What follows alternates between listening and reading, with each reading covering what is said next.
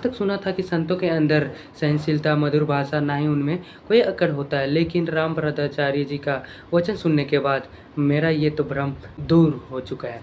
हाँ, वही रामभद्राचार्य जी जो उनके पास बहुत सारे दिग्गज खिलाड़ी, प्रधानमंत्री, बहुत से मंत्री और बहुत सारे मेडल से उन्हें सम्मानित किया गया है। भद्राचार्य जी ने आज प्रेमानंद जी को ये कहा कि ना उनको संस्कृत आता है, ना ही उनके अंदर कोई शक्ति है। अगर उनके अंदर शक्ति है या उन्हें संस्कृत आता है तो वो मेरे सामने 2 वर्ड संस्कृत बोल के दिखाए। जी के लिए भी कहते हैं कि चमत्कार है ये। कोई चमत्कार नहीं। हमारे खान सर ने कहा कि वो तो भगवान का स्वरूप है कि बिना किडनी के भी जीवन चल रहा है और कोई चमत्कार नहीं, चमत्कार यदि है जी, मैं चैलेंज करता हूँ प्रेमानंद जी, एक अक्षर मेरे सामने संस्कृत बोलकर दिखा दें बस।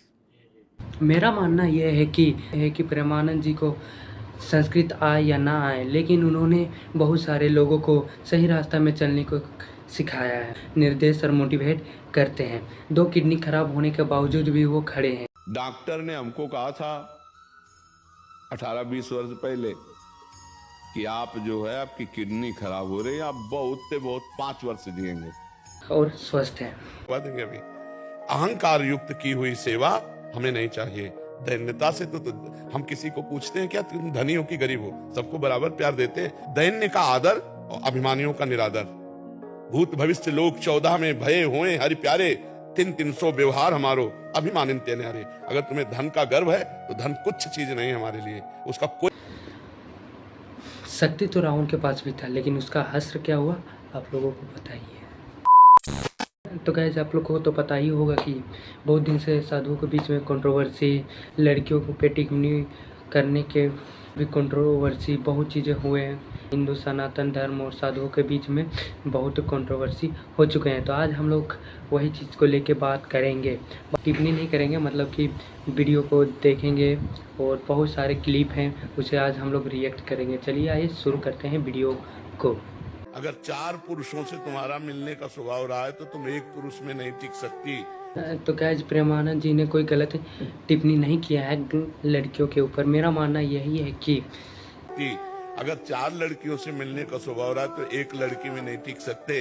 अब क्या अगर जो लड़की बोल रही है कि अपना जीवन है, अपना लाइफ है, कुछ भी कर सकते हैं, लेकिन आप वही आदमी बोल रहे हैं जो लड़कियों को छोटे कपड़ों से जज करना छोड़ दो। क्या उनकी कोई मर्जी नहीं होती? क्या उनकी कोई लाइफ नहीं होती? जब तक माँ बाप मना नहीं करते ना, तो तुम जैसों से कोई फर्क। क्या बोलते हैं, किसी से इन्फ्लुएंस हो रहे हैं, किसी के द्वारा इन्फ्लुएंस हो रहे हैं, तो गाइज आप उस चीज़ को प्रमोट कर रहे हैं जो कि निर्वस्त्र हो, ये ना हो, इस चीज़ को प्रमोट कर रहे हैं। तो मेरे तरफ से तो ये निंदा ही है।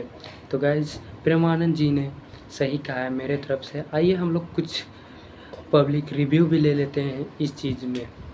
मेरा माफी काहे मांगेगा? माफी नहीं मांगेंगे। आप नंगा हैं, आप छिनार हैं तो हैं। सही मायने में अगर इन्फ्लुएंसर बोले तो योगी आदित्यनाथ को बोलेंगे। ये लोग कोई भी अंडू झंडू उठ के आ जाएगा, इनार छिनार उठ के आ जाएगा, कहेगा हम इन्फ्लुएंसर हैं। अरे नंगापन तो ये थोड़े है भाई, इन्फ्लुएंस थोड़े है। आप इन्फ्लुएंस इसलिए कर रही हैं कि आप नंगा होइए। आपको 5% सही लड़कियां होती हैं, घर पे बैठी हैं, इज्जत से बैठी हैं। प्रेमानंद जी की बात, अनिरुद्धाचार्य की बात से दर्द नहीं हुआ। किसी भी हॉस्पिटल जाइए और उसको पूछ लीजिए महीने में ऑपरेशन कितने बार होते हैं। ये देश नारियों की पूजने वाली देश है क्या? क्या ये देश की समस्या नहीं है? इस देश में अगर सीता के लिए रावण से लड़ा गया है तो इस देश में शूर्पणखा का नाक भी काटा गया है। सलमान खान, शाहरुख खान और ये इनके जीजा हैं, ये जैसे जैसे बताएंगे वैसे वैसे ही करेंगे। भाई पहले कपड़े उतारे जाते थे तो महाभारत होता था, आज हम पहनने का कह रहे हैं तो हम महाभारत करने को तैयार हैं। मैं अपने हक की बात कर रही हूँ। हक क्या चाहते हो? निर्वस्त्र होकर घूमना है आपको? आपका हक ये है कि आपको कोई कपड़े नहीं पहने, मत पहनो, हमें क्या दिक्कत है, उतार दो सारे। तो गाइस, आज के दिन में ऐसा हो गया है हमारे देश में जो सनातन को वोट बैंकिंग साथ ही साथ क्या बोलते हैं, पैसा बैंकिंग बना चुका है। पैसा का मतलब कि मतलब धर्म के नाम पे पैसा कमाते हैं, बहुत चीज़ें करते हैं और धर्म को पैसा कमाने के चक्कर में बहुत सारे ऐसे लोग हैं जो कि सनातन को बेइज्जती कर रहे हैं।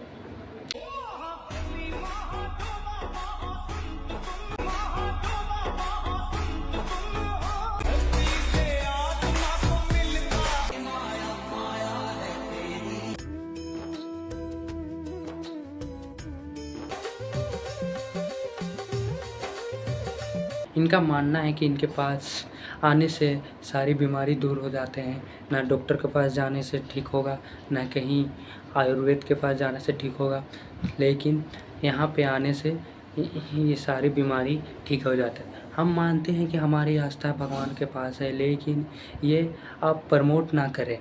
हमें को घबराना नहीं, रोग हो तो घबराने की जरूरत नहीं, हमें अच्छे डॉक्टर का चयन करके और औषधि लेने की जरूरत है और परहेज से रहे।